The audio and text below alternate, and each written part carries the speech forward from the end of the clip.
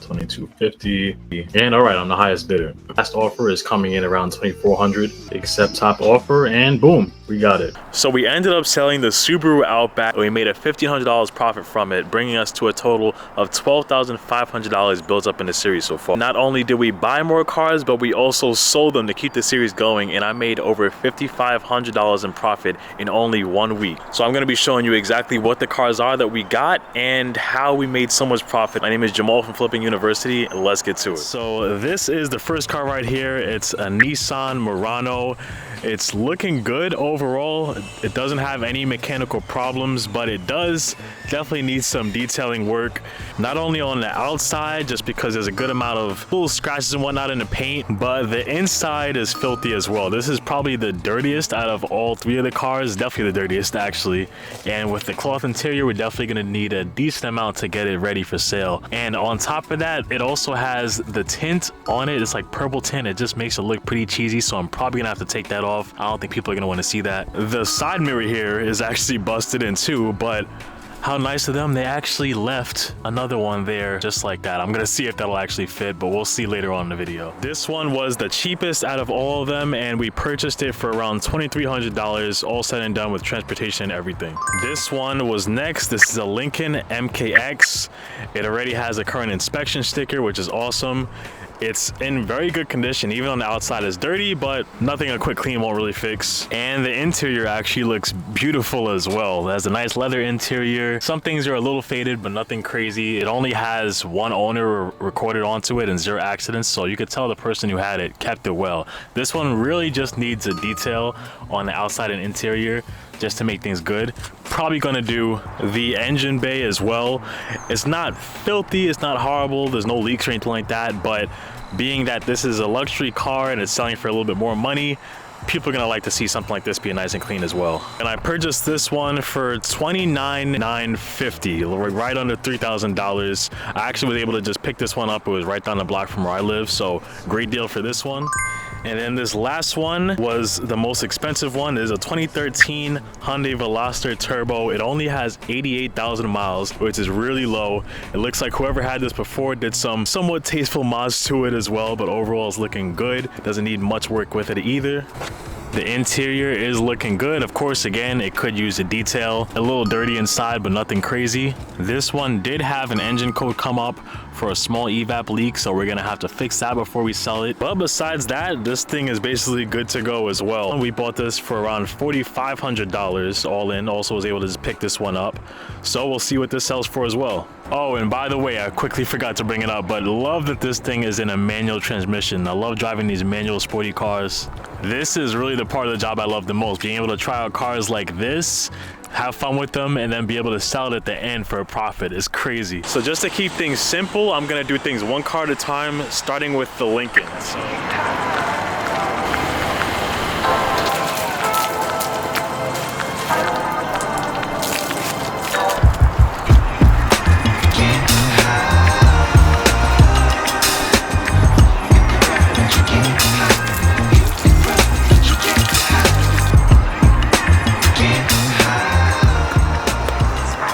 So one quick thing I did want to do also before I just leave the exterior is getting the trim looking better too, because right now it's all gray and looking a little dull and whatnot. I'm going to use the Cerakote trim coat on there, and I'm sure it's going to pop a lot better.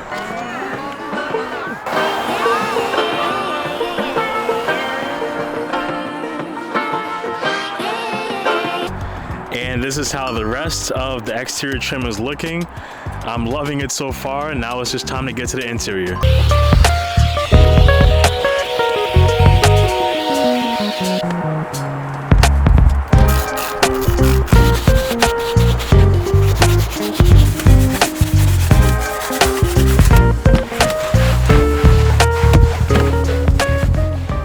Oh, and I almost forgot, we gotta check off 2 more things from the checklist as well. We still have to quickly clean under the engine bay, and I also want to clean the wheels as well. They're looking pretty crusty right now. And it's honestly gonna be a quick detail job under the hood. I'm not gonna use water or anything like that, but it'll still make it look a lot better. It's just that it's freezing out here. I don't want to be out here too long.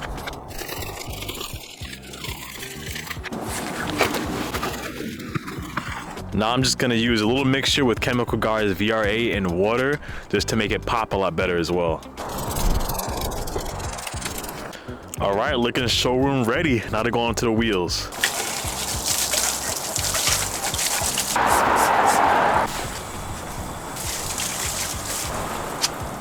And just so you guys see the difference of what it looked like before, this is how one of the ones looked like before I'm cleaning it, and this is how it's looking after.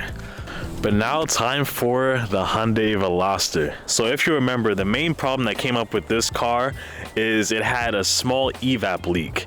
Now generally that's a pretty easy fix. With this code specifically, it's usually the gas cap that's giving a problem. So what I'm gonna do is I'm going to change the gas cap just because it's the easiest thing. I do have to wait until that comes though. It's gonna come tomorrow morning. So when that comes, I'll pop that in and see if that makes a difference. But besides that, let's just get into detailing this car as well.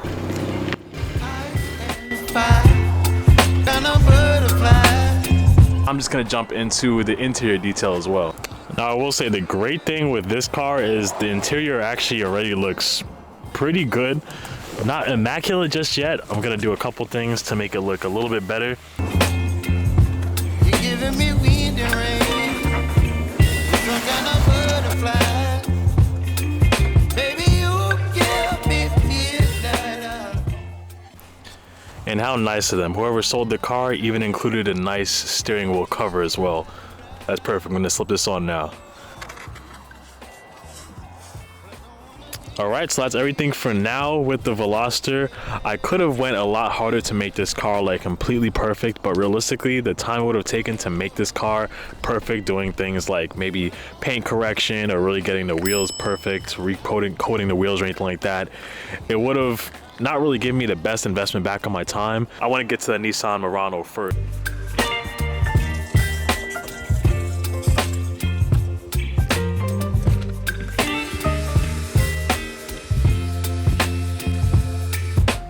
Wow, and it even comes with dishes in the car. This is a certified family car right here. It comes with cups, plates, bowls. This might come with the car when they buy it, low key.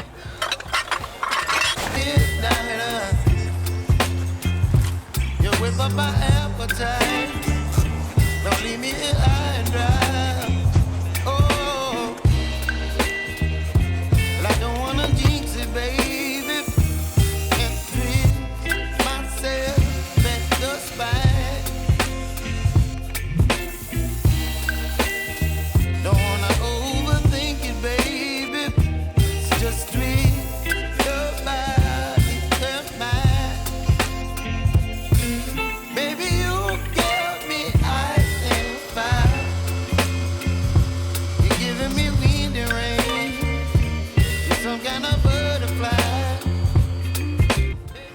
Wow, so check this out, guys. Look how much better it looks after cleaning the seats and everything as well. I mean, honestly, nobody would have purchased this car if it was as dirty as it was. But now it's looking so much better. But you already know, next thing are these trashy tints. Got to do something about that too. On really quick before we get into taking out the tint, I will say, I mean, if you are wondering how I was able to get great deals with cars like these from a dealer auction, meanwhile I don't have my own dealership, I'm working out of the street right now. I actually put together a full video explaining exactly that. You can do it yourself as well, and if you want access to that, just go to the link in the description below. All right, so I actually started it already. It's not too hard to take off really, and especially whoever did it, they didn't really do that good of a job. It doesn't look like they actually covered the full window. So there's plenty of spots like here where I could kind of pull it off from. But all I'm really using is the heater. Really, this is a hair blower, so I actually don't even know where my actual heat gun is. So it is what it is. And then I have a razor as well, just to kind of get those top areas started as well. But really, once you have the whole thing heated up, it comes off really easily. Baby, you give me midnight. You whip up my appetite. Don't leave me here high and dry. All right, one cheesy looking window tint out. Now about 3 more windows to go. Gotta say too, I'm glad it didn't even leave any residue. I was thinking I might have to come behind it with the razor to try to clean things up, but came out all in one piece, so perfect. Hopefully the other ones are as easy as this one though.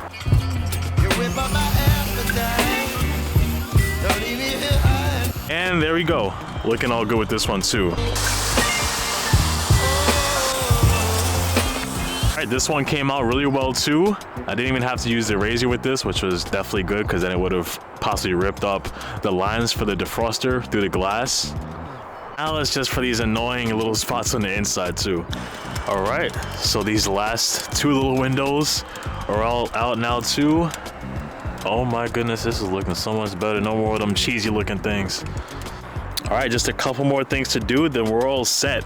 So first is just cleaning out the engine bay, then I'm gonna have to pop on that side mirror. And then of course, it's that last thing that we have to take care of with the Veloster as well.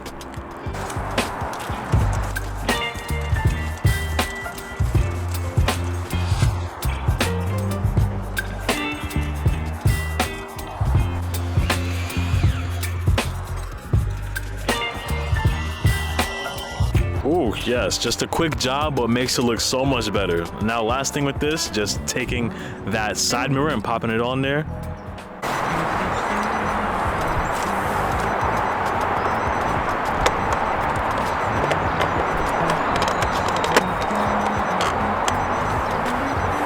So if you guys remember in the beginning of the video, I mentioned that it was a small evap leak code, and it was most likely going to be for either two reasons, generally either being for the gas cap or a lot of times it's also the vapor canister.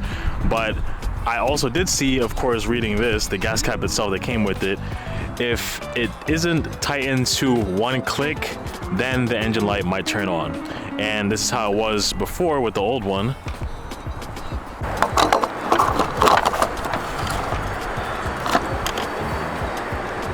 And this is what it sounds like with the brand new one.